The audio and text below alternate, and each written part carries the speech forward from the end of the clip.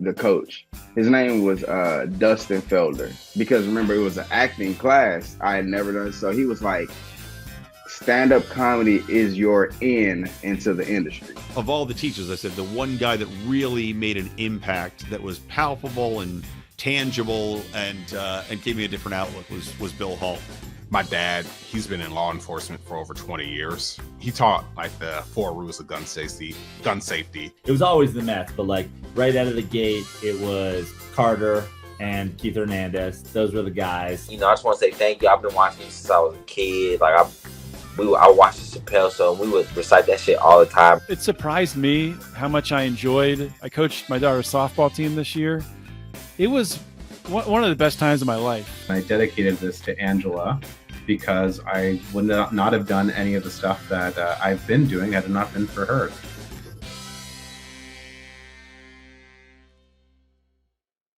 What's up? Welcome to episode number 148 of the People We Love podcast. I am Adam Choate. If you're new here, what I do is interview people from all walks of life, most often comedians, other entertainment types, creative types, about their lives and careers. The conversation is casual, but I also ask everyone to highlight the people they love, who've inspired them, supported them. For more, check out peoplewelovepodcast.com. That's peoplewelovepodcast.com. I'm at Adam Choate on Instagram and Twitter if you'd like to follow me. The podcast is at People We Love Podcast on Instagram. AdamChoate.com for all my personal stuff. Today on this podcast, we have Mayor Aron Lam. That's right, Mayor. Originally from Huntington, West Virginia, now Mayor of Keenesburg, Colorado. Aron tells me of his journey from his humble redneck roots to his life in nursing as he eventually headed west.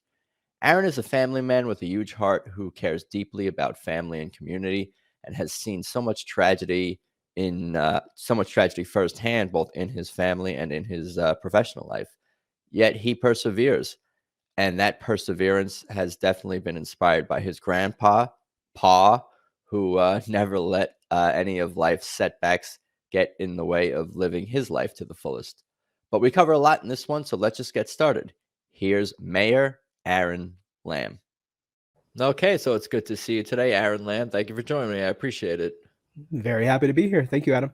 Oh, how are you holding up during whatever year this is now? I think it's a new one, or recently.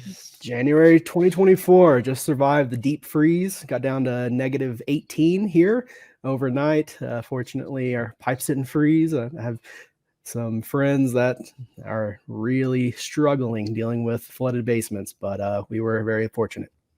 Damn, so the basements get flooded when it gets that cold? It bursts the pipes. Right, the pipes explode. Yeah. Damn, that's not fun. Hope everyone's doing, hanging in there, and your neighbors too. everyone in the town. It's stressful, let alone uncomfortable being in intense climate like that.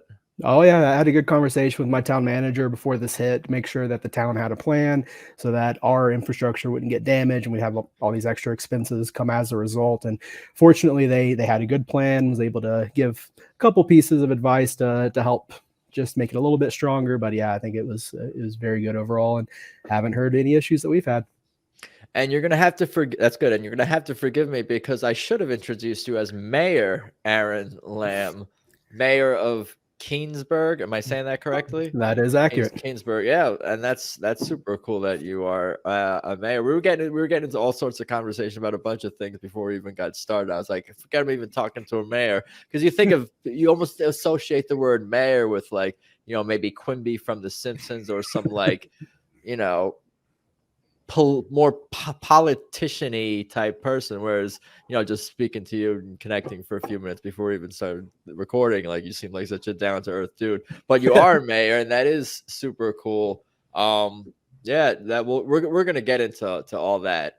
What about before we even get into like your background, because you said you were from you were telling me you're from West Virginia originally. Where, and maybe this is something that's been asked before, but where's the other A in your first name, and where's the B in your last name? Yes, so I've had to spell my entire name my whole life and will forever need to do so.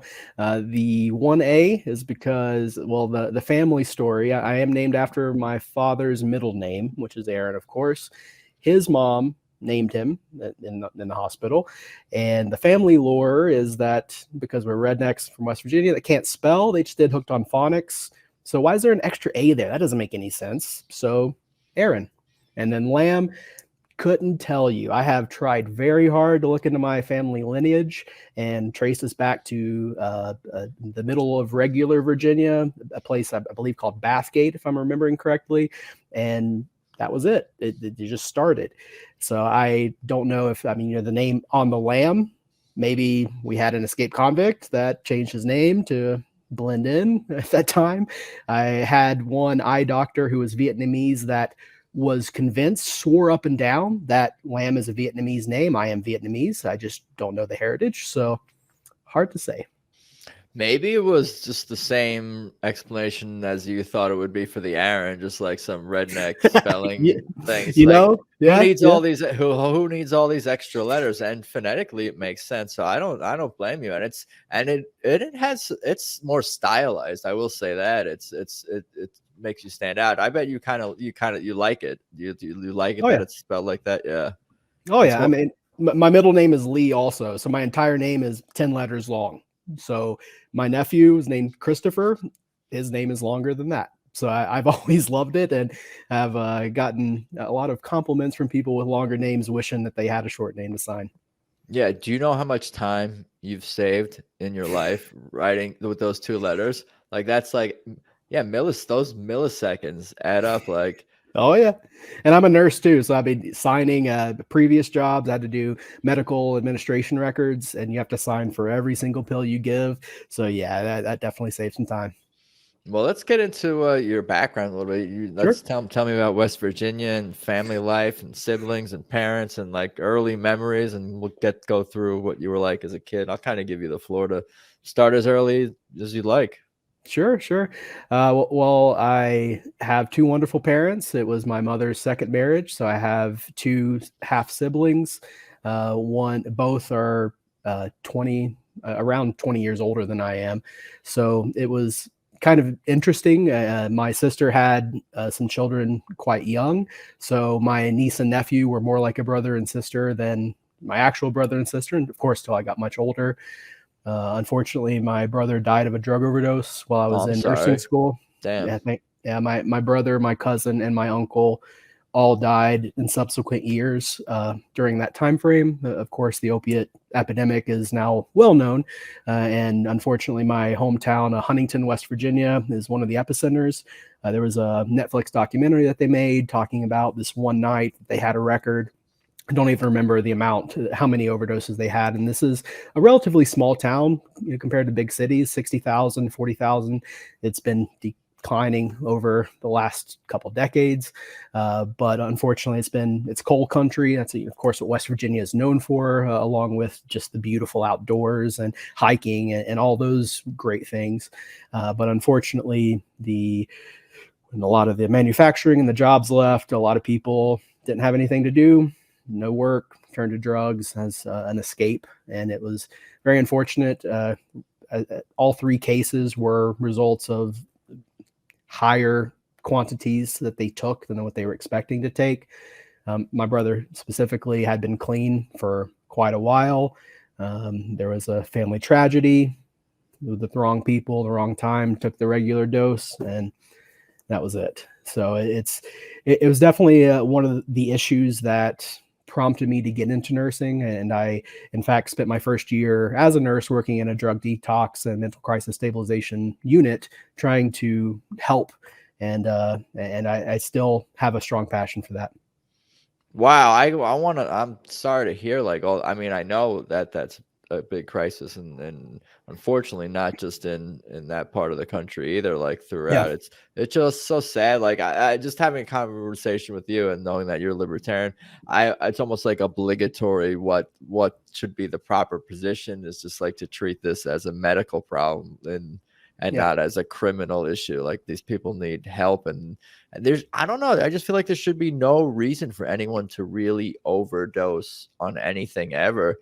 Like, we should, I don't know, like, if people are going to do drugs, they should just do it safely, and it not necessarily hand out needles, but but there's ways to go about making sure people don't die. And I'm sure you could speak to this way more articulately than me, but what do you remember about, like, you know, growing up in childhood? What kind of kid were you, like, even in your family, even at elementary school aged or whatever?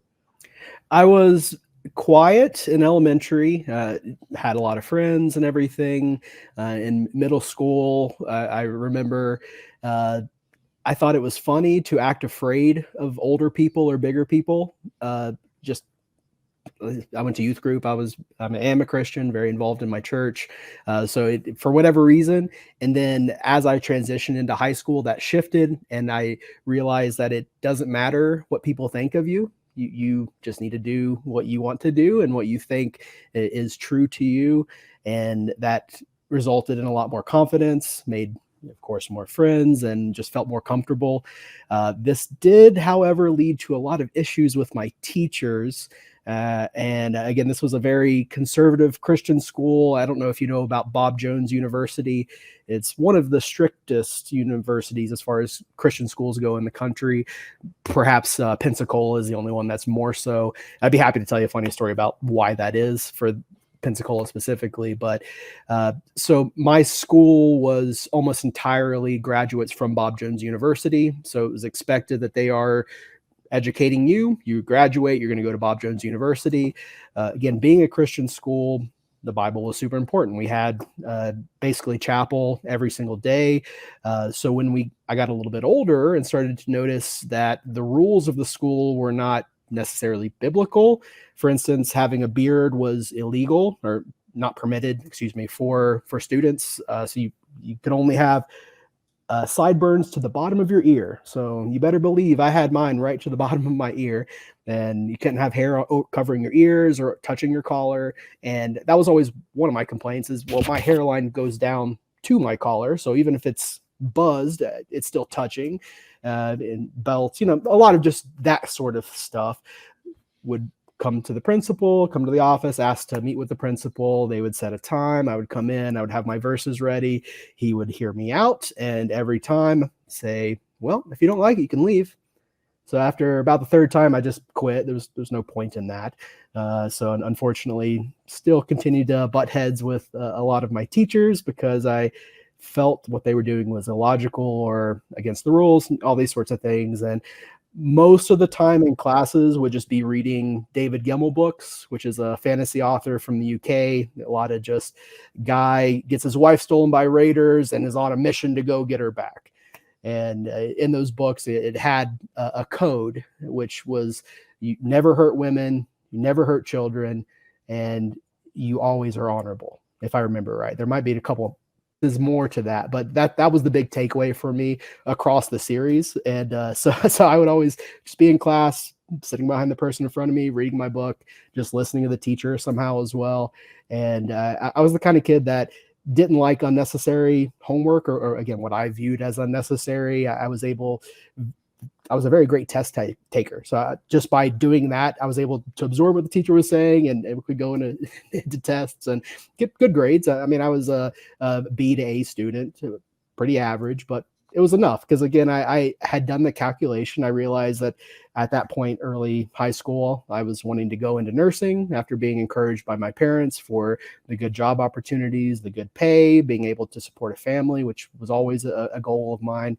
And so I realized I didn't need to take calculus. I don't need trigonometry for nursing school. So I just made it very nice and easy. And one of my good buddies, who's a doctor now, we took a test, and there was an extra credit question on the test, which was, I don't even remember the details of it, but it was, which of these famous historical figures did X? And I had no idea. It was just a multiple choice. And I chose Bacon, Sir Francis Bacon, because it's bacon. I mean, that was my entire logic. It was correct. I got the extra credit and beat my buddy Adam.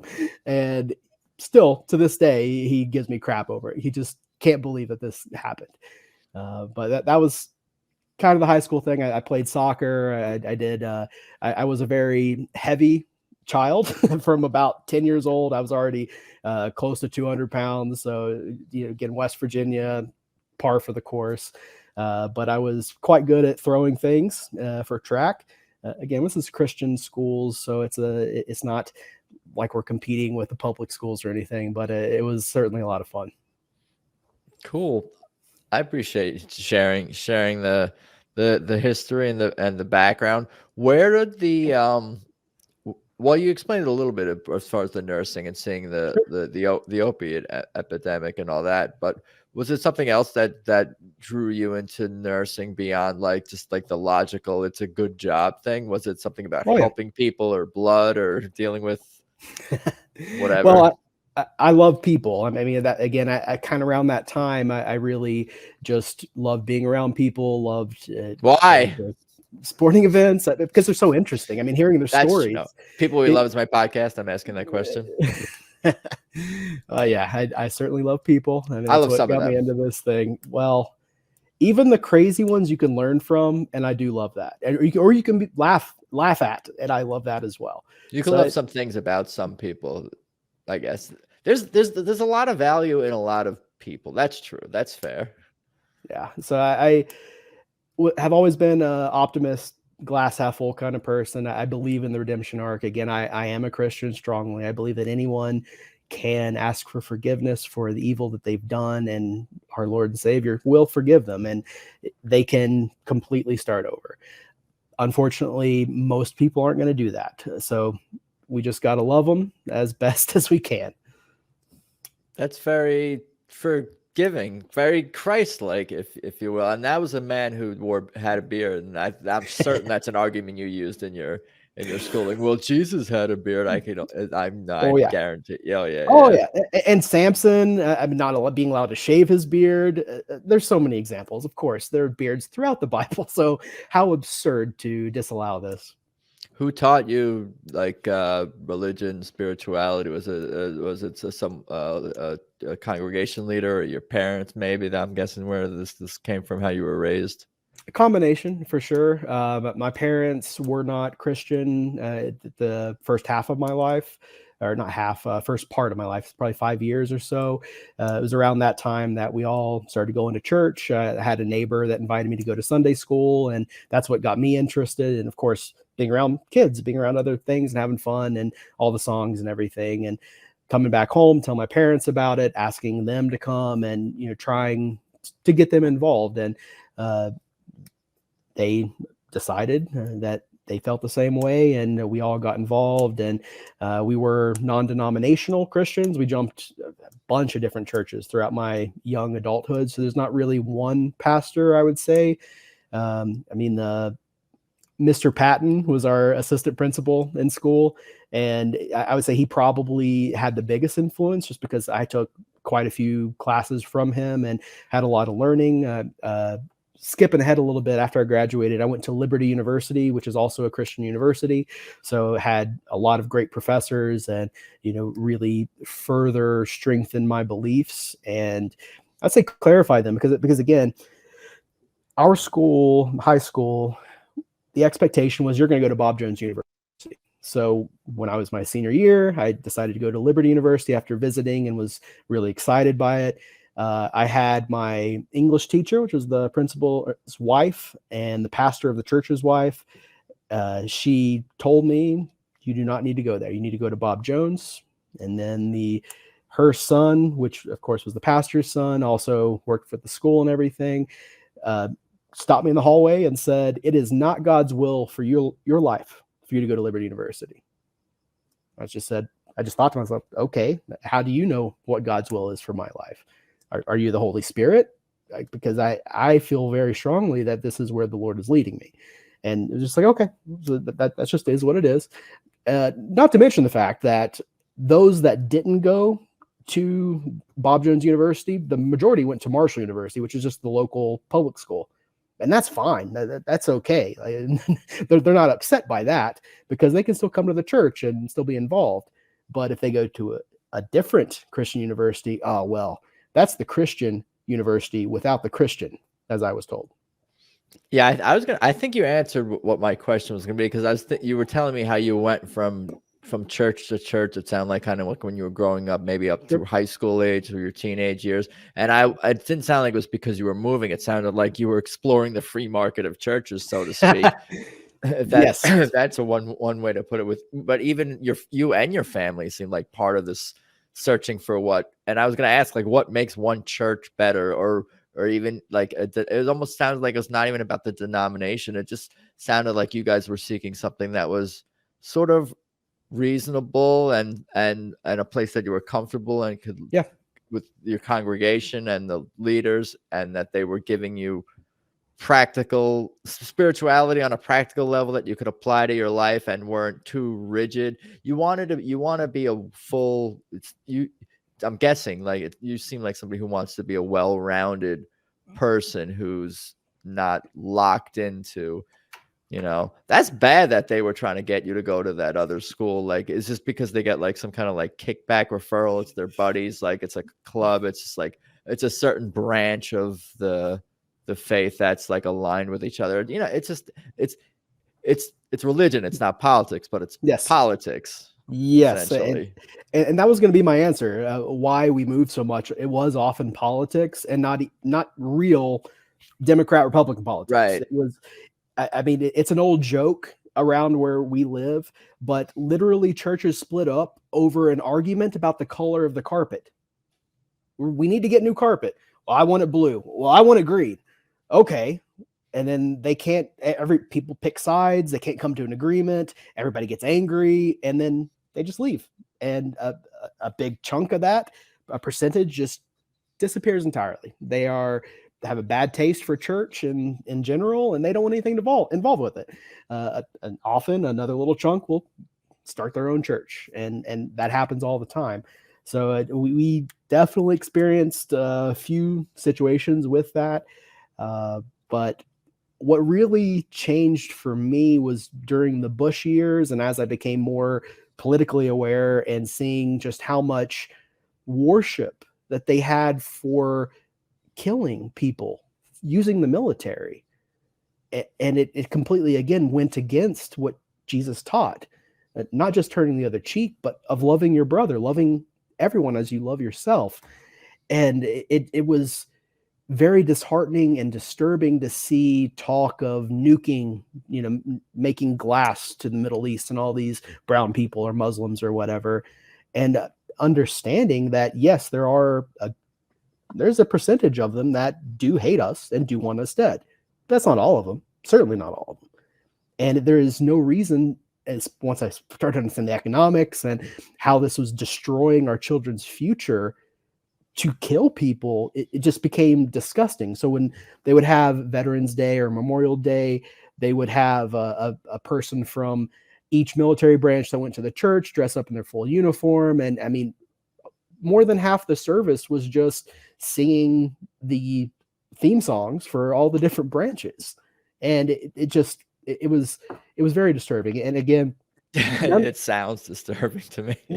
None of that to say that I don't respect our military veterans. Right, I mean, again, I'm a nurse. I spent a couple of years working home health care for a company that was essentially an agent of the VA. So I did home health care for almost entirely veterans for 2 years. So again, I love these people firsthand. I have seen the injury and the damage that they've received overseas and had to treat it. So, I mean, I think I understand that part probably more than most people. And it just created an even greater empathy for our veterans. And do you know about the Defend the Guard movement? Yeah. So states can withdraw troops from international conflict or whatever from... Oh, you explained it exactly. That's close. Yeah. More or less, essentially, it prohibits governors from automatically sending National Guard troops if the president asks. As it currently stands, the president just orders them around like anybody else, and the governors just rubber stamp it. Just give a signature and they're gone.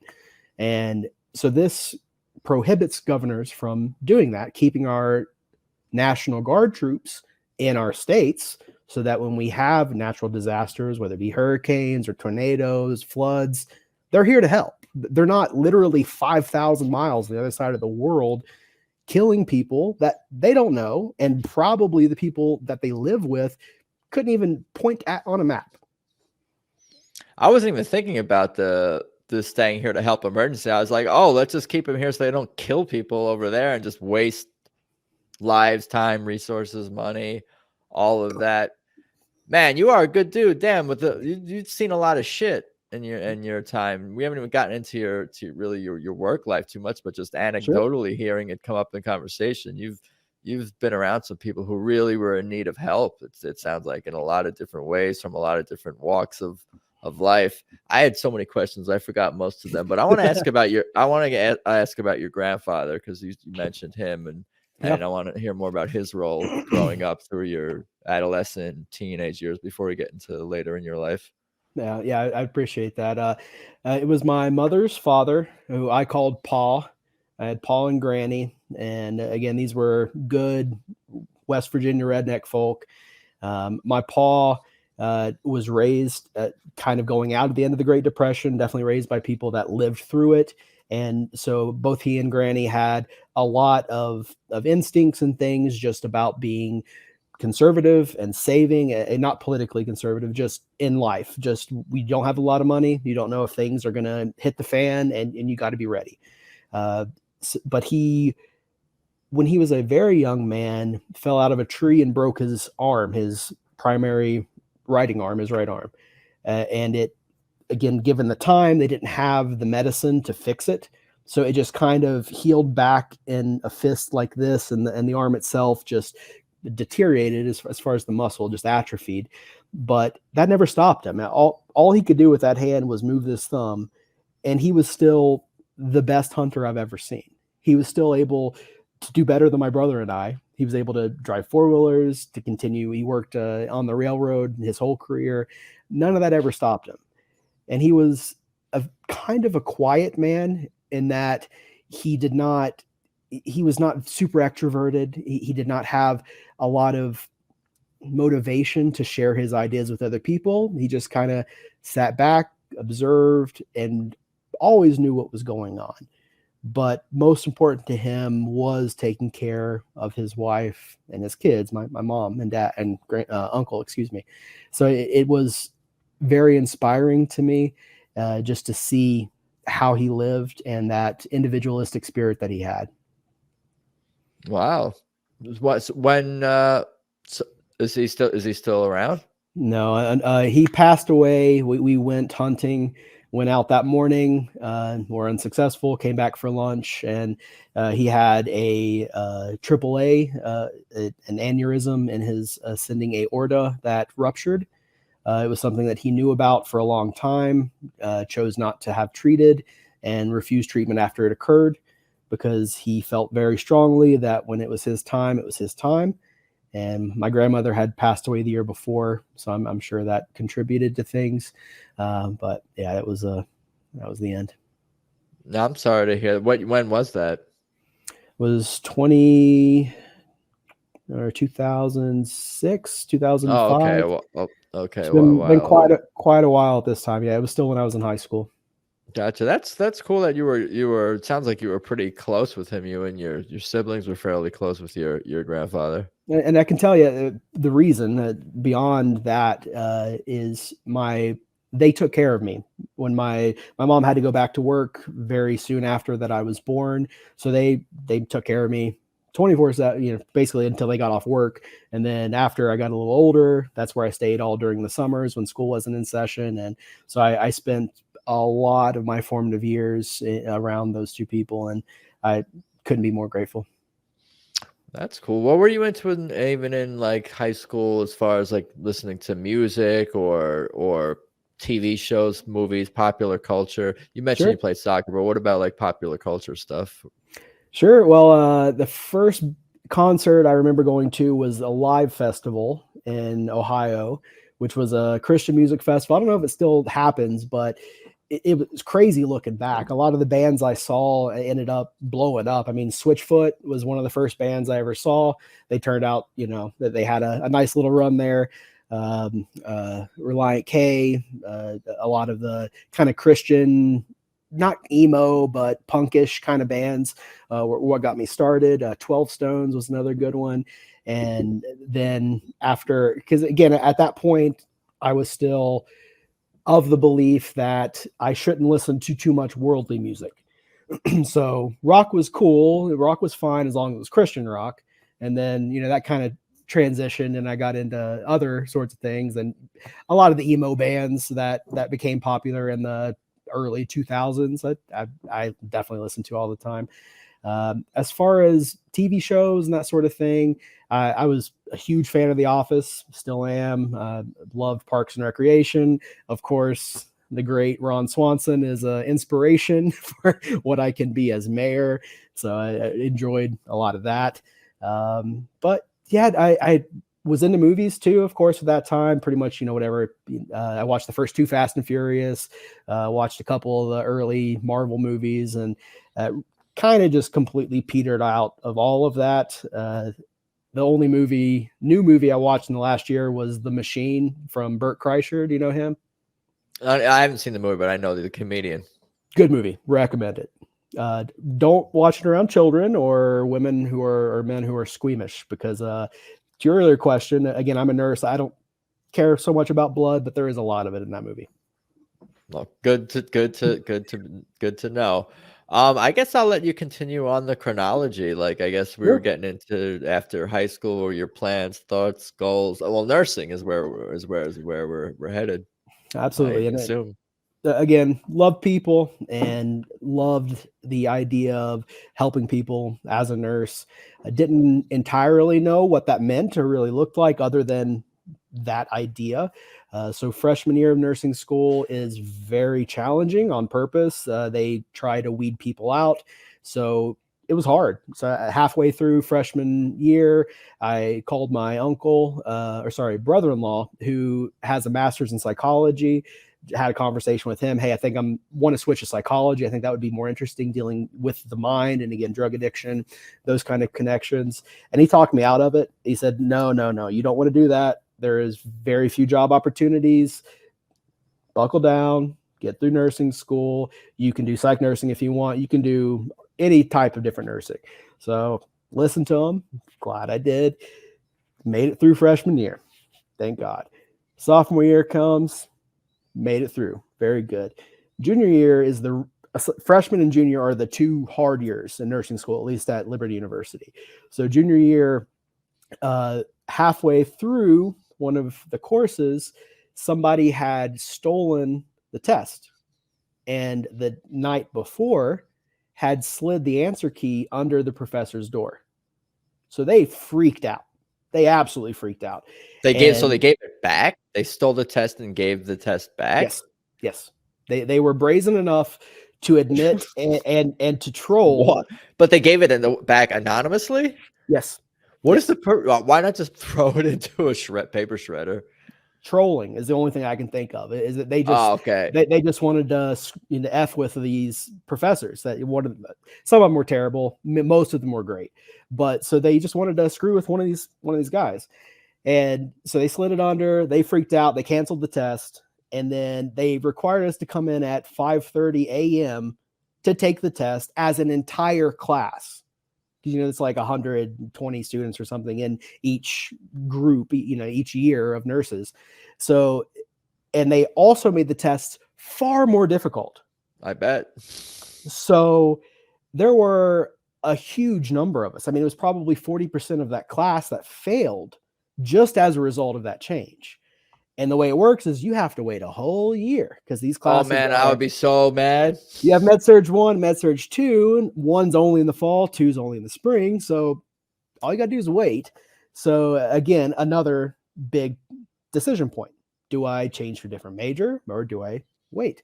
So I waited. And it actually ended up working out really nicely, because I was able to load up on some of the extra electives and get those out of the way. So and they also have summer classes, so you can catch up essentially. So I ended up graduating a semester late versus a whole year late. But still, I mean, this was a crazy change, and I had incredible grades for clinicals at completely passing, and I literally failed by 1 percentage point. I had to have 77% average for my test, and I had a 76. So Damn.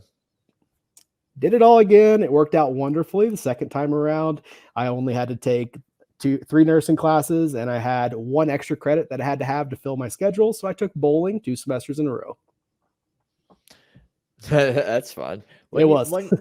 When you say tests and nursing school, how much of it is lab work and hands-on stuff versus paper tests and whatever?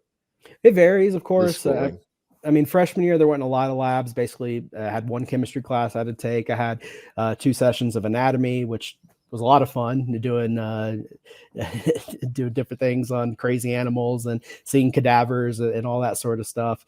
But then once you get into the higher levels, sophomore year, you have a lot of the soft skills, which are essentially CNA, certified nursing assistant type skills, changing beds. There's a specific way that they want you to fold the sheets and all this stuff on the bed, and specific way to put the pillowcases in the pillows and all that sort of stuff. But I would still say probably 20% or so overall is labs. Once you get to the higher classes, you have to have clinicals where I was able to see an open heart surgery, spend 8 hours literally at the head of the person looking into their chest cavity with the surgeon quizzing me on all the different vessels on the heart. And of course, I didn't get most of them, but he was very happy anytime I got one right. And then psychiatric, pediatrics, OBGYN. The one shift that I had for labor and delivery was a record for the floor, that the lady said. We had 10 deliveries in one shift, and I was able to see 4 of them. The most memorable I have to share with you. This lady, who was also a nurse, was in labor, had been laboring for over 24 hours, was butt naked, not a stitch of clothes on her, and there were about 35 to 40 people in the room. And the entire time, Hey Jude is playing on repeat because her husband's from England. They're naming the kid Jude, and that's what's part of their birth plan. Wow. What is that? There's not normally 30 to 35 people in this. Why is there who are these people, and why there's so many people in the room or whatever in the space? So again, she's a nurse that works in this hospital. So she has at least 6 of her friends in different nursing units that all have run over to be there for her. She has her husband, her mother-in-law, her mother, and then our teacher asked if we could observe. And there was about 10 nursing students. And she's a nurse. She's like, yeah, who cares? So we all come in, and then you have the doctor and 2 nurses or so that are helping with the actual delivery. You have the doctor and 2 nurses that are from the it adds up pediatric side to take the baby, put them in the thing, do all their APGAR tests, do everything they need to.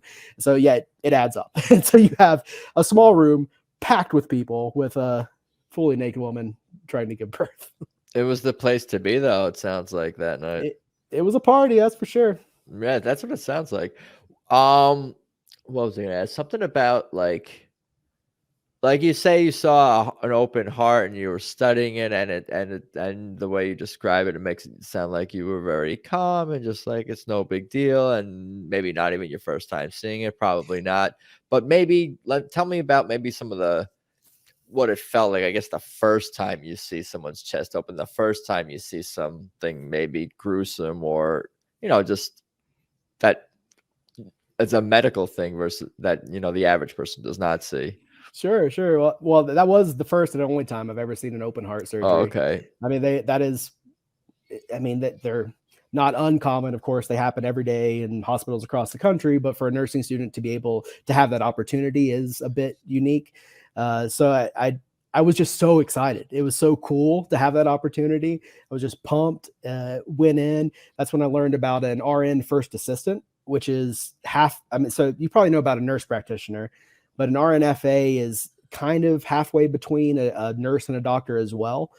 This person came in and performed the removal of a saphenous vein in the leg. I mean, cut the person from groin to ankle and took this vein out. So sewed them completely back up by themselves, had the vein just sitting in a bowl, And then the surgeon came in and started the chest stuff, because that vein is what they used for all the bypasses, because this person had a double valve replacement and a triple bypass in the same surgery. So again, that part is pretty heavy. I mean, that's not common at all as far as open heart surgeries go. So it was just an incredible experience. And I mean, again, just made better by the surgeon not being a dickhead and like, who's this student that's in my way? And he was just very open and interested in having me involved. Dude, there's so much shit going on like in here in our bodies. Like, it's just, sometimes I wish our bodies were clear or transparent, or we could that'd be scary, brother. Yes, but I feel like we would be more transparent, but literally, but like to ourselves in terms of our habits. Like, we go, oh, I can see that I ate this, or what smoking a cigarette does to you, like, versus like out of sight, out of mind, and sort of out of sight is sometimes what's inside of us, I feel like. For sure. Yeah. No, I think that you went into the right field, because like, just based on the way that you responded to the question with like the enthusiasm and telling me about how excited you were, like not even the least bit like worried or nervous or squeamish or like anything like that. It just seems like I don't get that vibe from you. And you're excited in a way that's like almost like not that you've been, I mean, I guess you've probably been desensitized to some degree, but which is necessary, but sure. But just knowing you for the last 38 minutes, and from you articulating this, that it's all coming from a place that you care about people. So it's okay for, I think, you to give yourself the freedom to enjoy seeing wild things happening to people, because it is all coming from a place that what you guys are doing is an amazing service that's helping people, and in some cases, like we're talking about, saving their lives. So enjoy yourself. You enjoy yourself. You go cut people open. Well, so back up, but if you want to cut them open, if you need to cut them open or watch others cut them open, it's fine with me. Oh, well, I'll tell you, I mean, it was so cool. And I did get to see a couple other that's such a high level surgery. Again, like maybe brain surgery or a full like organ replacement might be crazier, but it is just up there as far as really unique experiences. And it was so cool that I almost went into that. I strongly considered going in and becoming a surgical tech, nurse assistant to the doctor, essentially. But went a different route, and I guess this is a good transition point. So I did not want to work in a hospital. After my experiences in clinicals and everything, worked with a lot of great nurses, but saw the hierarchy and just the BS that happens in each unit between the shift supervisor and the nurses, and not getting the people they want and all those problems. And then you have night shift and day shift constantly fighting each other and think that the other is lazy, and just all that kind of stuff. I just had no desire to get involved with it. I, again, did really want to get involved in psychiatric nursing. So I found a job, my first nursing job, as a psychiatric drug detox / mental crisis stabilization unit, basically people that were suicidal or were on temporary detaining orders. And that was a very crazy job. It was enjoyable for a lot of reasons. Again, I love people. So getting to talk to crazy people for extended amounts of time is really interesting. And just hearing their thought patterns and their ideas and what their passions are, what they care about. And it was really interesting. It was really cool. What was not was seeing the same people over and over again. And not just from, the stereotype, well, yeah, addicts they're going to use again. That happens, of course. But it was the breakdown in leadership. This unit that I worked for was not a private hospital. It was not a public detox center. It was the worst case of a hybrid. So it was funded by them, but they operated somewhat independently, funded by the city and the state, but operated independently. And I mean, my first day on the job, my training supervisor asked me very seriously, why in the hell did you take this job? I was like, well, the reasons I just told you. And he said, all right, we'll see how it goes. And I learned quickly why. that she had this attitude, because she had been acting supervisor for 2 months, and they were not willing to promote her to actual supervisor, because if they did that, then they would have to pay her extra. So instead, they kept her until one day less than the, I think, 3-month window that their policy stated before they had to pay extra. And then they demoted her. And then we didn't have a supervisor for the next 2 or 3 months. And then the person that was hired was an LPN, which is fine, but an LPN that was much less qualified than this previous person. But hey, happened to go to high school with the boss that managed the whole thing. So that nepotism was very clear from the beginning. And this person came in with no motivation or skill or desire to do the job. And this is when Netflix was kind of just taking off with the streaming part. And so she would come into work, lock herself in her office, and watch Netflix all day. And we would have emergencies going on the floor, and she wouldn't answer the door. We would call the office, wouldn't answer the calls. Wow. Just didn't care. And then you had the classic example of the doctor sleeping with the nurses and giving them prescription pills. Wow. So fortunately, most of that was day shift stuff. I was night shift. And as you probably can tell from our conversation, I get along with most people. So they put me on with the terrible nurse that everyone hates. And we ended up being best friends. She was just from Massachusetts. She was just a masshole. And Virginians aren't used to that. So we got along really great and got through. And then one night remembered that I loved going to camp as a kid and remembered that camp nurse, that's a job. Googled it, campnurse.com popped up. I applied to places in New Hampshire, Maine, Colorado, all mountainous places I haven't been before, but love the mountains, love camping. I was an avid hunter as a kid, again, with my grandfather, as I mentioned earlier. So sure, let's do it. So came out, worked at a summer camp out here, fell in love with Colorado, and then moved out and have been here ever since. Where in Colorado? That's cool. Where in Colorado did you, I guess, go to a camp or first get settled? That camp is in, it's not far from Colorado Springs, a little bit to the east, in the Black Forest. Really beautiful area. They had a large, probably 200-300 acre campus. They had horses that came. They had a big ranch program. So that's where I started. Again, was just here for that summer, and then was able to move out later that year and settled. What year was that? That was 2014. And then settled in the Denver metro. I was chasing $500 a month rent for a long time. So that got me in some very sketchy situations with a lot of Craigslist roommates over the years, but it all worked out well.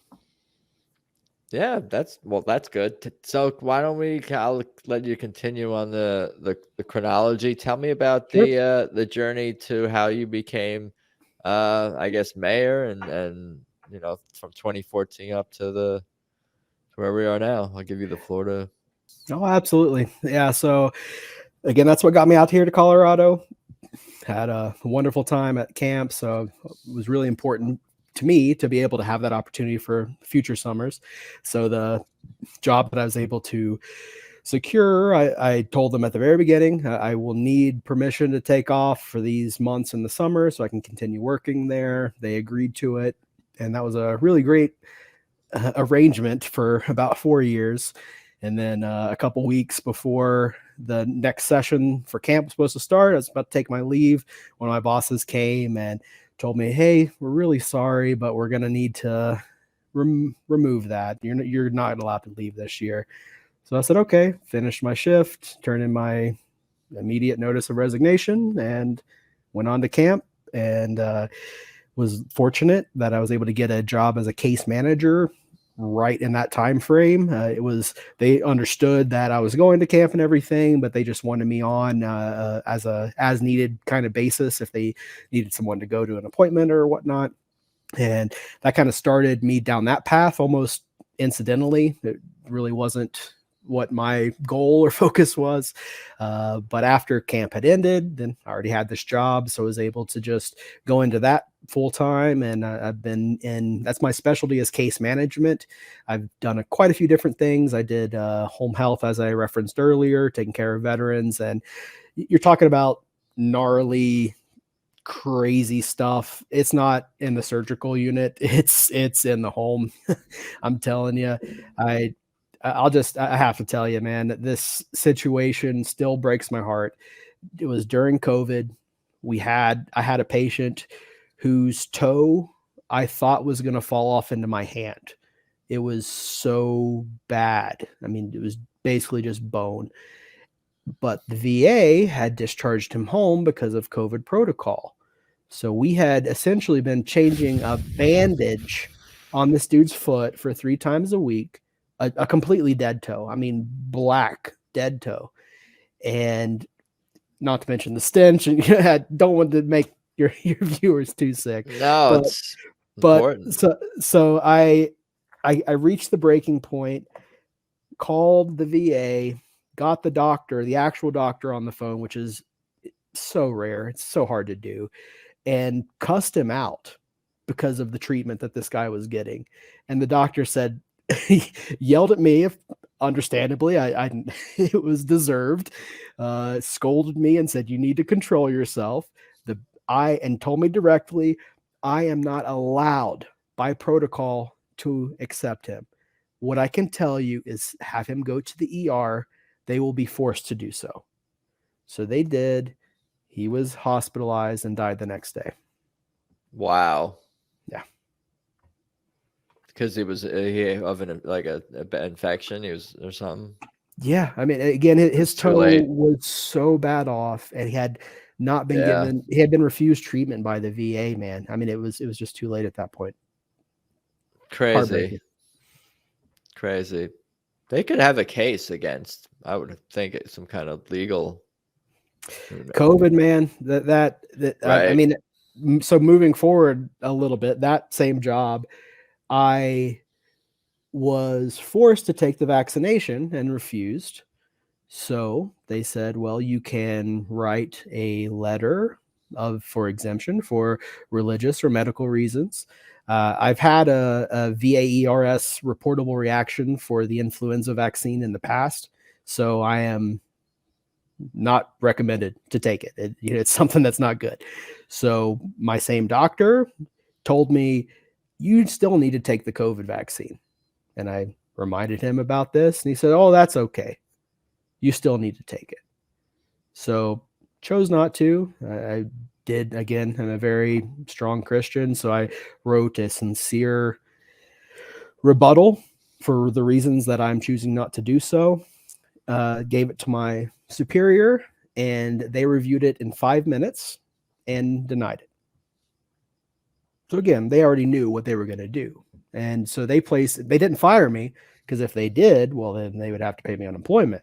So instead, they placed me on an indefinite leave of absence, which I still am on. Wow. Do you have a case against them? I don't know. We got some lawyers. We got a lawyer up. If any of your listeners know, man, feel free to hit me up. Yeah. Name that company. No, don't name the company's name. Oh, man. I'm sorry. Assure you, man, if you look on their Google reviews, any words I could say couldn't hurt them anymore. They have like a 1-star review. Yeah, dude, whatever it is. Yeah. Yeah. Man, I'm sorry that's awful and stupid, and you know how I feel about all this. It's just sure that's dumb. I mean, I feel like now that I see that you're mayor, we haven't gotten into the whole water situation. It's gonna be a 2-hour episode, bro. I'm sorry. No. I'm not. That's not what I meant. I just meant that I can see how you became mayor just based on what we've talked about so far. Like all roads are leading up to someone who's ready to get involved and active and take charge and try to help the community, because you're just seeing so many things that have so many institutions are failing you because of bad attitudes and bureaucracy. No, yeah, I'm telling you, man, I've seen it firsthand, and I am so grateful to be not working in Denver anymore. There's even more corruption and bad politics in the cities. Oh, yeah. I mean, again, I'm in Colorado here. We've been strongly dominated by the Democrats for at least the last 10 years. There's a great chart online that shows the 3 branches again: governor, Senate, and the House in Colorado. And for about a decade, it's been 100% controlled by the Democrats. And they love to talk about their gun control and all the violence and the homeless and all this stuff and how their policy, we need more. We need to do more policies and do more. But again, they've been in control this entire time, and we are only sliding downwards. Colorado is in a substantially worse place than we were when I moved here. Denver is unlivable, in my opinion, for most of it. There are quite a few very nice gated communities, of course, where you can be insulated from all the craziness that's going on. But again, I as a nurse in my previous job, I took care of quite a few homeless people directly. They were veterans that were homeless. Some of them I would meet at their storage unit. Some of them I would just arrange a spot for us to meet with the van, their van they lived in, and I would just take care of them right there and then. So, I mean, again, this is something I've seen firsthand, and it's terrible what the city of Denver has become. I mean, Mayor Hancock, with the former mayor, he was just not reelected in this last year. 2016, I think, maybe it was 2015. It was, of course, the run up for the Trump presidency. He declared Denver to be a sanctuary city, essentially just a political move to go against Donald Trump. And unfortunately, by the end of his term in office as mayor of Denver, he had to declare a state of emergency over the migrant crisis. So, but again, the mayor that came in, Mayor Johnston, has just taken it right up and has just continued on. And now I think it's 15% of the entire budget for the city of Denver is going to be on just housing these migrants, these illegal immigrants. Like almost there's so many hotels, man. I can't even tell you. So that they've run out of hotels in Denver that they can buy out. And so they've had to start going to some of the surrounding cities, and they're getting pushback from their citizens, rightfully so. But beyond that, they are paying $4,400 per month just to keep these people in houses, which is so much substantially more than the average rent in the area. Per person, you're saying? Per person, yeah. So taxpayer money. That's it, man. So I'm telling you, like it's insane to see what they are doing. I got to shout out Colorado LP Party, Libertarian Party. We have amazing people. Hannah Goodman is our director. She's actually running for, she's our chairman. She's running for vice chairman as well for the national party. Just announced her candidacy. So please go donate to her. I threw $100 her way. I'm going to probably throw another 100 or two after my next couple paychecks, but I strongly believe in the mission that we have, but we have an incredible team here. And I hope that we are able to spread that elsewhere because, do you know about the deal with the GOP that she was able to broker? I do a little bit. Yeah. I'll let you explain. Very briefly. Our chairman, Hannah Goodman, met with Dave Williams, who's the chairman of the GOP of Colorado. He is a Ron Paul Republican. He's as close to a libertarian as in the Republican Party as we could hope for.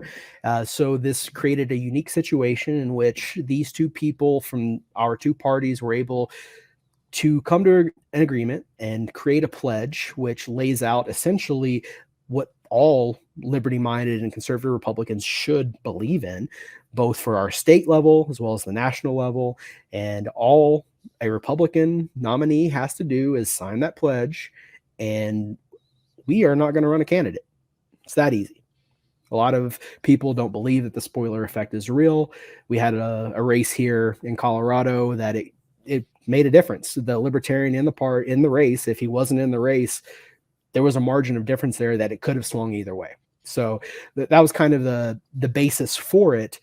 Unfortunately, not a lot of them have chosen to sign it. The biggest example was Lauren Boebert, who refused, made it a big public thing, and then, wouldn't you know, she switched to a different district because she, I guess, didn't think she was going to be able to win again. So she went to somewhere that it was much more reliably Republican with someone that had retired, and that's how she's going to be able to more than likely keep her seat in Congress. But this is what we need to do in Colorado. I understand dynamics are different in every other state. There's a lot of states that are controlled entirely by Republicans, and the Libertarians' greatest enemy is the Republicans. And so they should have coalitions and agreements similar with the Democrats. I think that makes sense, because our view, I would say for sure, is that it isn't the party first, it's the ideas first. So if you have people that are espousing these kind of ideas that are genuine and honest and not just grifting, then yeah, there's no reason not to support them. And in many situations, somewhat coordinate in a way. I mean, just, I guess, to be specific for some of the autists in the audience, Colorado can't not allow, the LP Colorado can't not allow a candidate to run. But the way it works is when we go to convention, every year we have a state convention, that's where the candidates are nominated. So the Mises Caucus dominates Colorado. The last 2 conventions have been dominant. And so if we are all on the same page, then we can simply none of the above, NOTA that person if they want to run, say, against a candidate that has signed the pledge, and it's done. We've done what the pledge has said. But that's kind of how it works. Why don't you care about special interests? I'm kidding. I do care about some special interest, but right. No, that's the big thing with the pledge, from what I understand, is like you won't do crony stuff, basically. Yeah, well, I mean, again, the pledge doesn't mention, I don't think, that specifically, but I mean, it is, I think the biggest one that they've had pushback is against there's one line that's basically the FBI is bad, paraphrased. Yeah. And a lot of them are like, oh no, this is the police. This is our government. They're great. And then these are a cultural Trumpers. Problem. Mm-hmm. These are Trump supporters mostly. So you're like, well, how did the FBI treat Trump? And then they get awkward. Yeah, and it's crazy. Even I heard Trump the other day. What did he say? He wants to build a new building for the FBI after they've tried to frame and ruin him and all this stuff. It's crazy. Strange world. The angles, man, the spin. Like, I don't want to give them another dime. That's my position. Just, they got the building. I'm sure it's way more than they need already. That's the way pretty much all government buildings are, especially at the federal level. But they've been trying to spin it that, well, he's trying to get them out of DC. He's trying to get them in this other location so they won't have as much influence. It's just, I mean, that's probably my biggest struggle with the whole Trump MAGA movement, is just their creation of reasons for whatever is happening. It always has to be spun in, well, Trump is in charge. It's 4D chess. Yeah, I think there is a lot of that, but I also think that people who support Trump don't really see any other option, and they see Biden as so awful, and that's understandable, because even I'm sure we could all have our problems with Trump, but I would say he's much preferred, probably even so, to or maybe not, but like most likely, I think most, at least in terms of rhetoric and or broad policy, like is more from planet Earth and align probably what we would want, how we see the world, and versus Joe Biden or whoever's pulling the strings behind him. Well, Obama for sure, but I got to tell you, a fantastic memory from that 2016 election when Trump won. Again, I'm in Denver. This is strong Democrat country. I'm not making friends based on politics. I'm sure most people in their normal lives don't do that. So the majority of my friends were Democrats. That's where I live. So they invited me to an election party. I said, sure, let's go. And, went, brought a 6-pack, going to have some fun.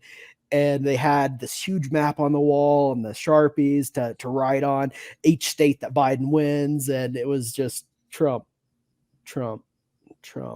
It's funny. It was funny. I was laughing so hard because I didn't give a shit. I really didn't. I mean, this was my exact reaction. I was mentally preparing for Hillary Clinton to win. Me too.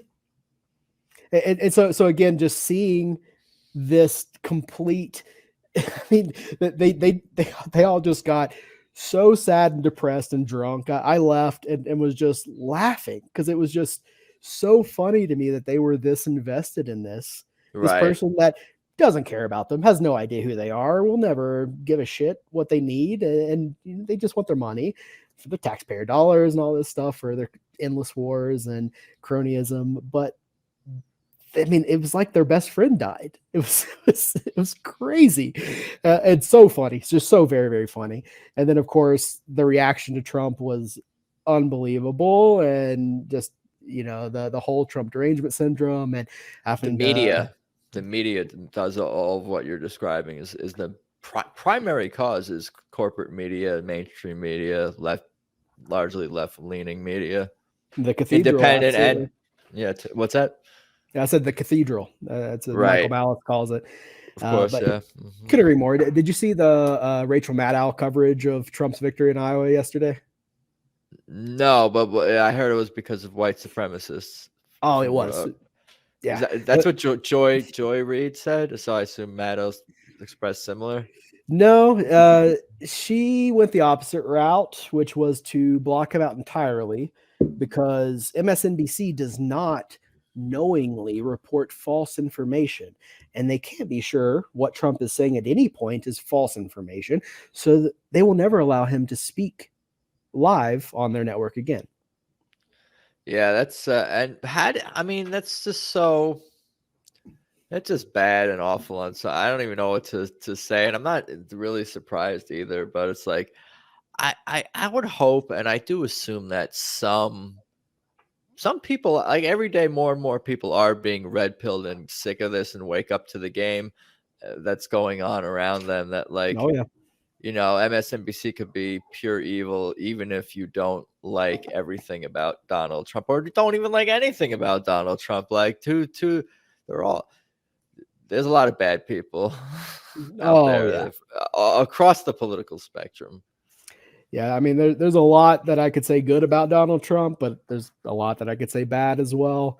So, I mean, it's one of those things that I enjoyed the comedy of it more than anything. I enjoyed the reaction and the screeching from the left.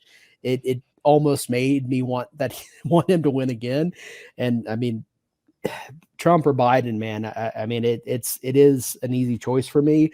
I'm sorry for other libertarians, but if that is it, gun to my head, I would pick Trump without a doubt. But I would still be yelling and complaining the entire way through his presidency like I did last time. I mean, picks like Mike Pence as his vice president off the bat.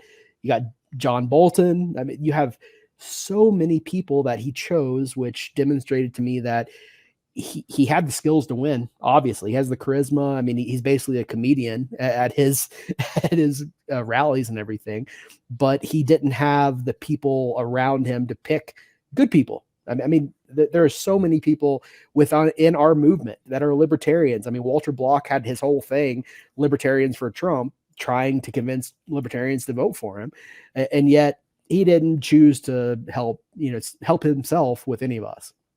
I don't know if he truly knew how evil and awful a lot of those people that he surrounded himself with initially were. Yeah, you're probably right. I think he sees himself. He's definitely on more of an establishment person than his how he's perceived a lot of the time. But I lost my train of thought. But what I was going to ask is like,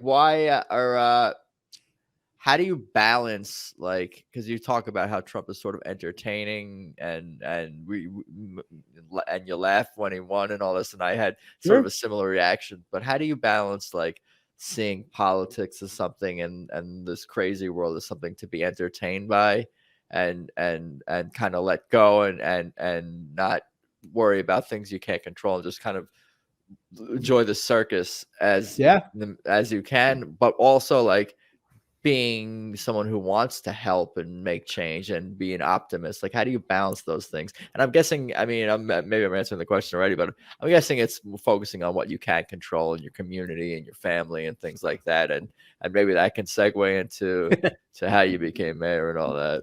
Oh, yeah. Well, I mean, decentralized revolution. That's the answer.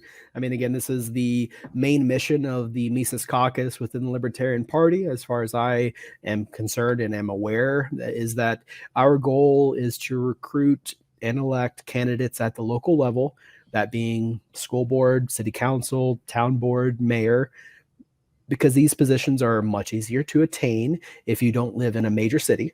It's something that takes substantially less money than if you try to run anything at the district level or even statewide. And it's something that once you get in, you can have real input. You can make real changes. And I hope we have a chance near the end to talk about some of the things I'm proud of. But that's our focus, is as local as possible and slowly expanding those rings out. You have your town, you have your county, you have your state, and of course then the US. So your town, you can really have a big impact, especially if you live in a smaller town. If you go to a board meeting, more than likely they're going to be surprised because most people don't go to board meetings. I mean, our last board meeting, we literally had 0 people from the public show up. Every person that was there had to be there because they worked for the town or they were on the board. And so it is very easy to have a big impact, not even getting elected, not even running for office, but coming, making a public comment about a complaint. I mean, we've probably had 4 or 5 this year since I've been mayor, where someone comes from the public. Hey, this is a problem. I work, I live in town. Can you help change it? And we were able to change the regulation, change the ordinance. The one I'm specifically talking about is related to the weight requirement in town. We increased it by like 2,000 pounds, and it solved the problem because this person's truck was no longer over the limit, even though it doesn't really make a difference in the long run. So that would be my strong encouragement, is to focus local, get involved, even if you don't want to run for anything.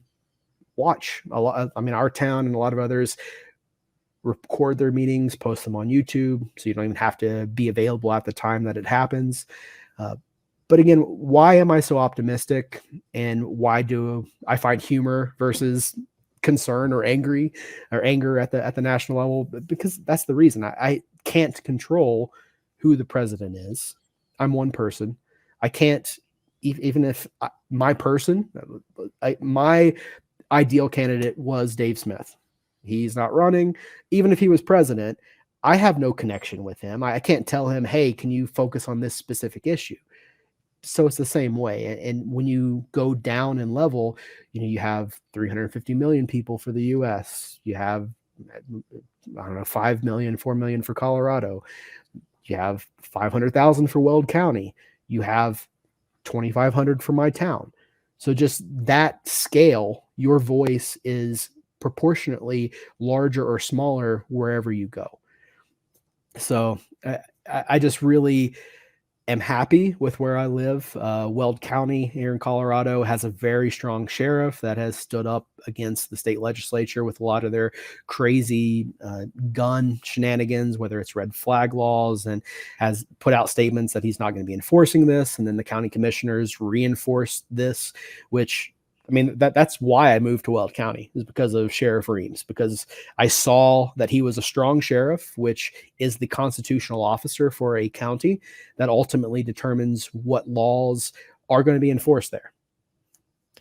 Just thinking, is there like a manual or something? Like, I mean, a lot of ways I feel like you guys in Colorado, what you're doing with the decentralized revolution and you becoming a mayor and just and thinking about Hannah and even Forest Mommy and all these people like very active. Like, is there literally a book that you guys are or a how-to manual that you guys are building for how to go about this, or in more detail, or like instructions? I mean, it's even not a bad idea. Like, even if it's just like for one of the positions, like how to be, but that's what makes, I mean, that's what makes the decentralized revolution and the idea of decentralization and getting involved in your community what it is that every community is different. That's why,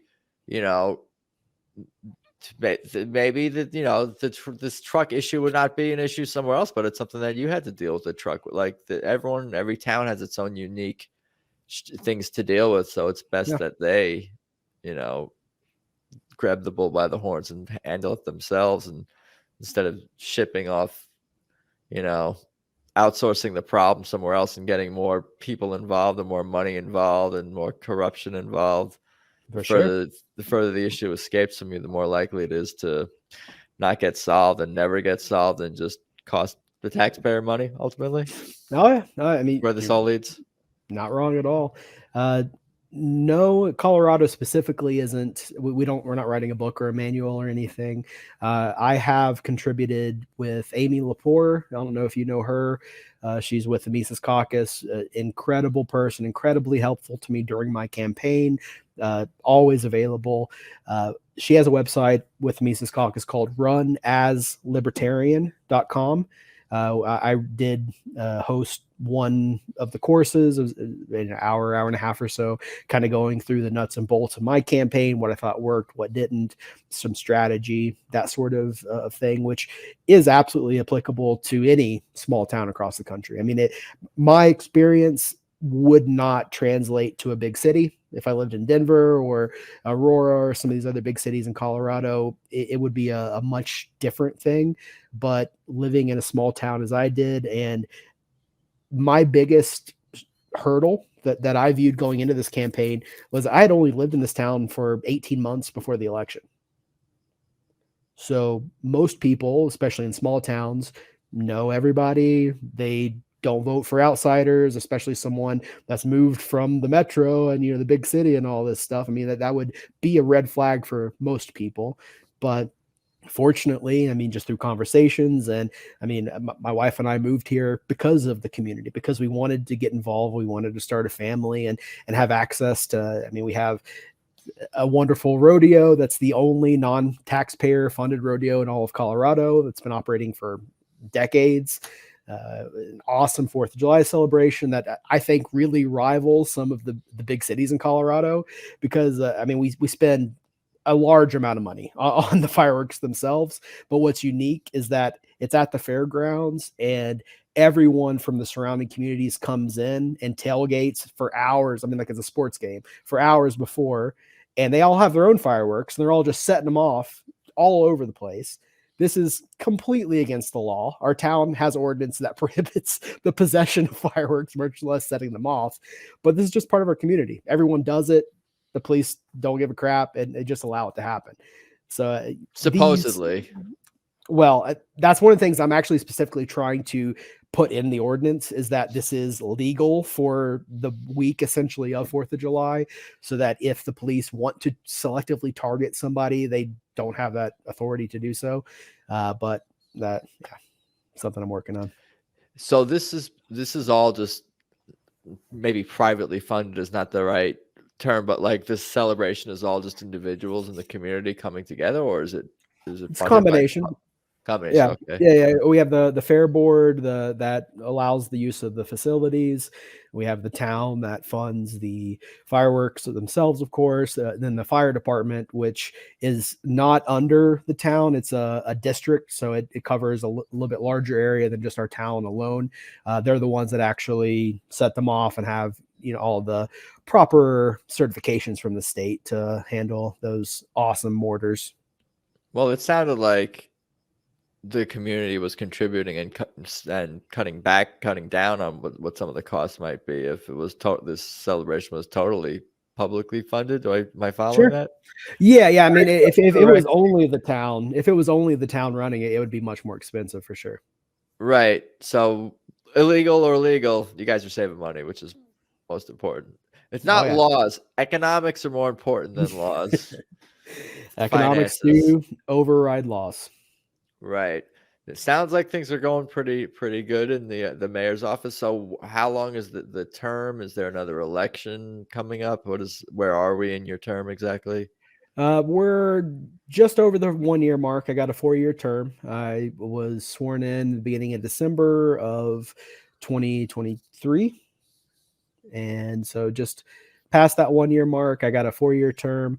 I have several of my opponents on the board that are up for re-election this fall. So I've been very busy recruiting some allies to run, and that's going along swimmingly. And I have full control over the planning commission and control the other committees.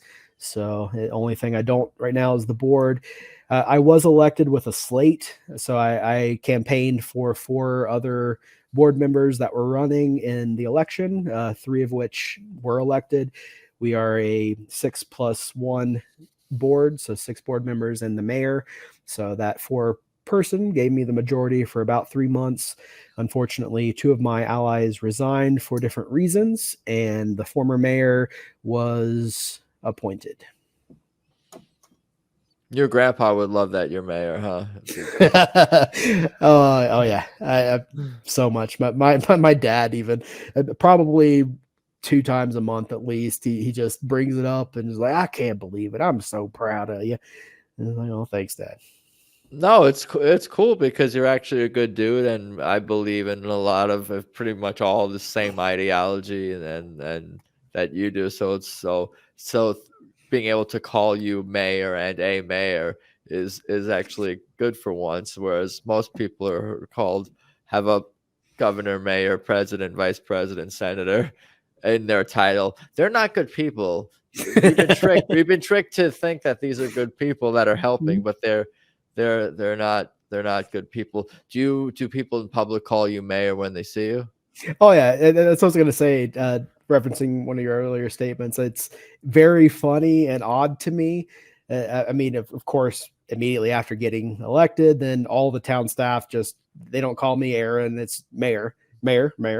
Except my we don't have to get into it, but we have a new town manager. It was a big part of my first year, but I'm very happy that we have who we have now. And he's the only person that calls me by my first name, which is kind of refreshing, but it's really funny. I was again, small town at our one grocery store, and one of the other staff members told my cashier that I'm the mayor, and she just fangirled out. And just like, oh my goodness, I hope my daughter grows up to be a mayor one day. I want her to go to law school so she can then be a mayor. And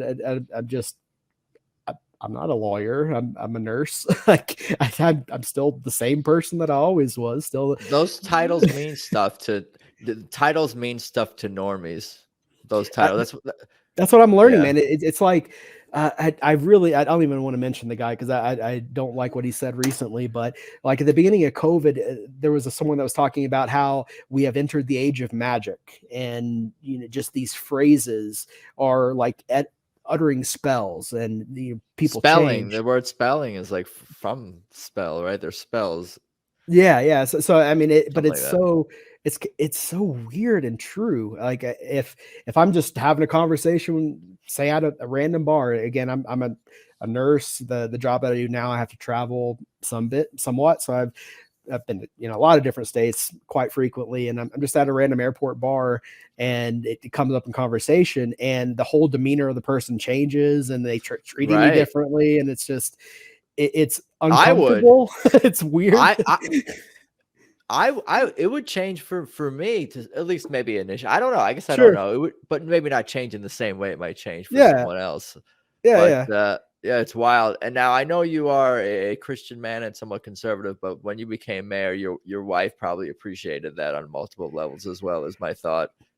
I mean, so at the LP state convention, most close to the election, so that would have been February 2022 or so. At that point, I was strongly considering, because again, what got me to run was we had some issues with our town. Our water price increased by 30% in 1 month.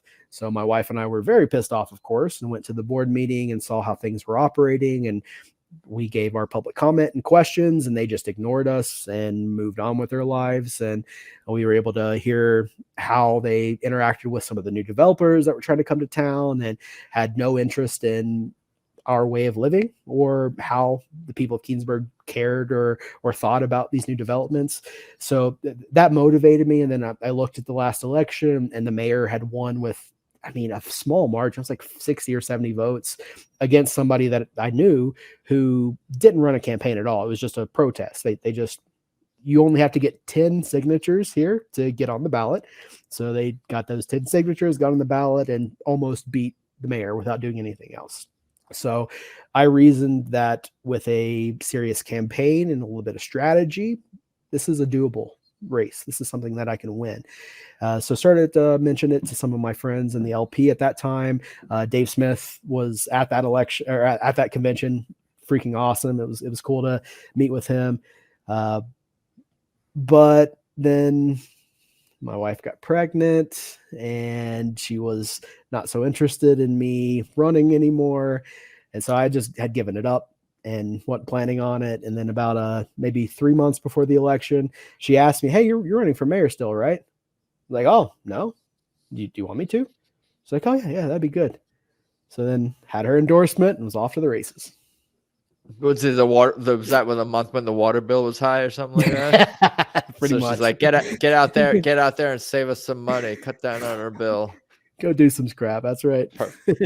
Yeah, that's cool. Yeah, it sounds like things are going pretty good there. Hey man, I would vote for you, just so you know. You have my vote. I thank you, brother. I'll give you an illegal one, mail-in one too, if you want. No problem with me. I'll play dirty. I'm happy to play dirty games. How about just a couple more dumb questions, and then I'll let you enjoy the rest of your There's evening. no dumb questions. Shout out to New Heights podcast. Yeah, I try to remember to ask everyone this because I get funny or interesting answers sometimes. But ghosts or aliens, do we believe in them? Had any personal experiences? UFOs in there too? UFOs, no. I've seen a lot of shooting stars, man. I mean, hiking in the Rockies in the summer, a lot of these places are wonderful dark zones. So, I mean, there's not even an actual meteor shower, and you still see a half a dozen in a night. Meteor, or Ghost aliens. Yeah, I mean, ghost aliens, like I said. Ghosts, not really. I mean, I believe that once you're separated from the body, you're either in heaven or hell. So not really ghosts. I have seen Bigfoot though. You personally? Yeah, or at least it's something that was unexplainable. That was the only reasonable explanation. I was about 13, got real into paintball around that time, and me and my buddies were out in the middle of nowhere in West Virginia, just way out in the back. I've been playing all day, great time. And then we see up on the hill, something stands up. I mean, the best explanation I can give is it looked like a man in a gorilla suit. So it's possible that it was one of the neighbors playing a trick on us kids. That's absolutely a possibility that I'm keeping open. So we started shooting at it. Of course, as you would do. It fell over, broke a bunch of branches. So it's also possible it was a bear, standing on its hind legs, fell over, very heavy, broke some branches. But so we freaked out, started running back to the house.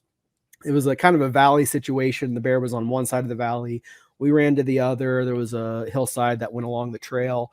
So the difference again that we thought maybe Bigfoot versus a bear was it traversed this several 100-yard valley and was right beside us, about 100 feet up, running on the hillside in 2 or 3 seconds. And so we just kept shooting and running and just freaking out. And then we got back to the house and told his mom. And of course, she's just like, stupid kids making up stories. But I have seen bear quite a few times since then, and what we saw wasn't that. So I mean, again, I understand if people don't think Bigfoot's real, and if it's the case, it was probably one of the neighbors in a gorilla suit playing a trick on us. Maybe, I don't know. What about aliens? I've never seen anything, man. And you believe it? You believe in them, or you believe they're around in the universe? What are our thoughts? I'm agnostic. I mean, again, I think it's the thing where our universe out of your control. It's so large. I mean, our universe is so big. The idea that there's nothing else, there's no other intelligent life in the universe, seems illogical to me and unreasonable. And I mean, going back to the biblical side of things, I mean, that was really never specifically referenced. The closest, I can't recall which prophet they said didn't die, but just walked into heaven to God. So there are some in the Christian philosophy that believe that was a reference to space travel or something, and that person traveled to heaven without dying. But yeah, I mean, I'm just agnostic and open. And as far as the current conversation with the federal government, with the tapes they release and all this stuff, I just trust it. I mean, I would be more likely to believe something that somebody was talking about on Rogan that wasn't a federal source than I would be the U.S. Air Force released this video of a plane disappearing because of these orbs. Right. If we found out that we were alone or we were the only life in the universe on this planet, we would care for about 30 seconds, and then we would go back to caring about dumb things again. We'd be like, oh wow, that's amazing. What's on? Like, is there a game? Scroll. Scroll. Cool, right. Scroll. Exactly. We would not find life any more meaningful.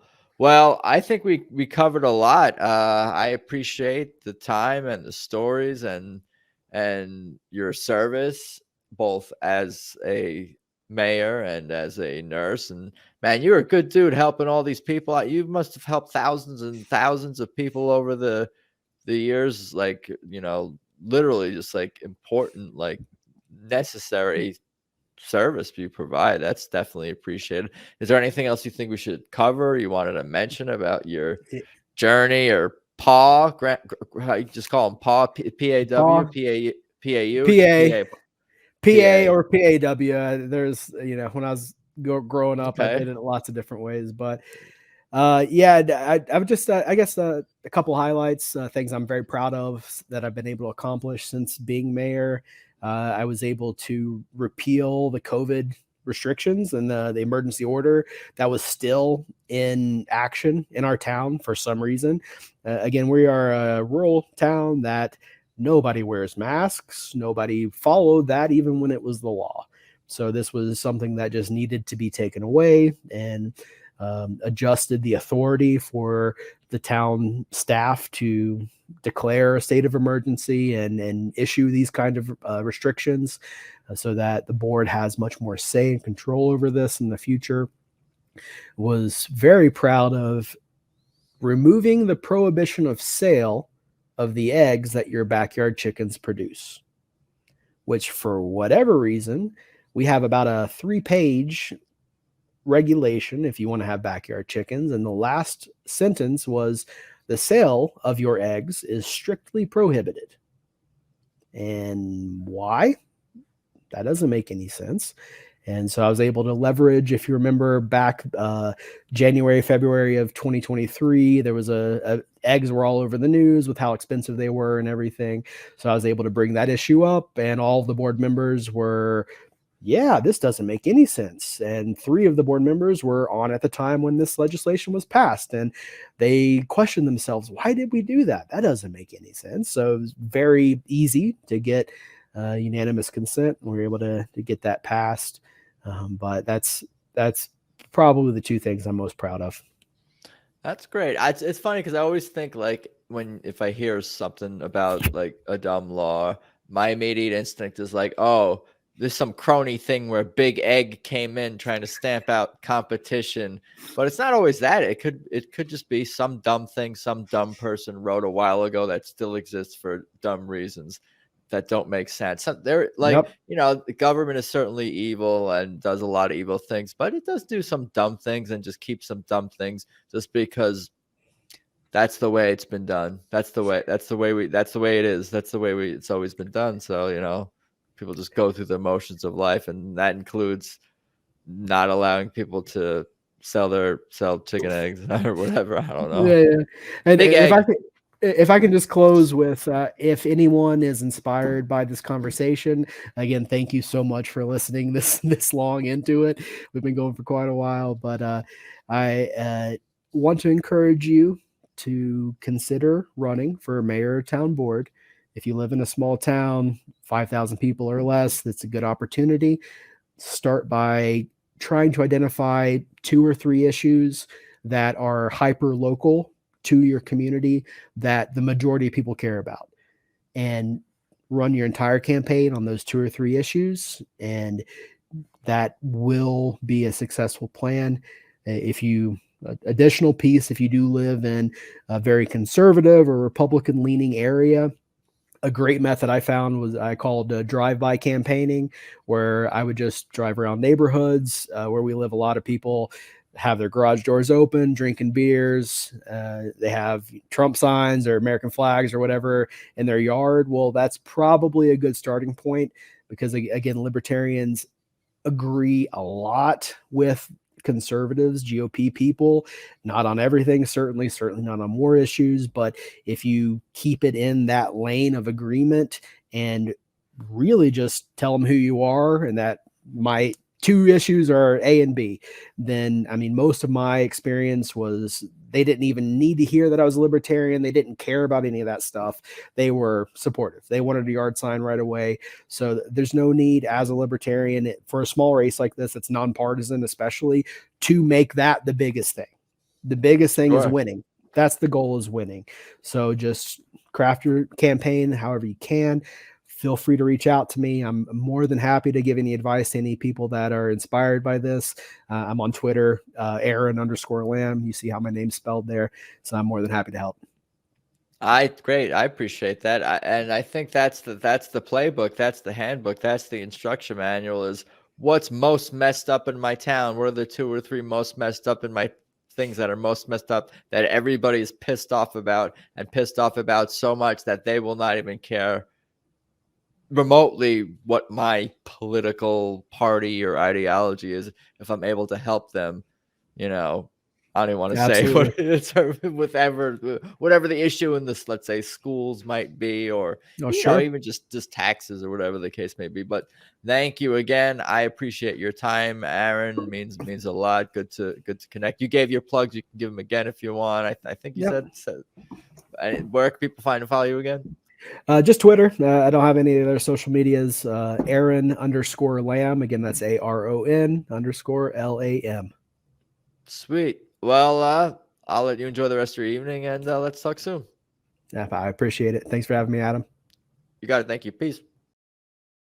So there you have it. Episode 148 with Aron Lam. Mayor Aron Lam. That's 1 A in Aron and no B in Lam. That was so much fun. I'm really impressed with that dude. Besides the whole being mayor thing, just seeing how much he cares about humanity is uplifting. Anyway, for everything about this show, of course, head to peoplewelovepodcast.com. That's at People We Love Podcast. I'm at Adam Choit on Instagram and Twitter if you'd like to follow me. AdamChoit.com for all my personal stuff. I think that's about all I got for today. I appreciate you guys listening. More episodes coming soon, promise. Thanks as always, and let's talk soon. Peace.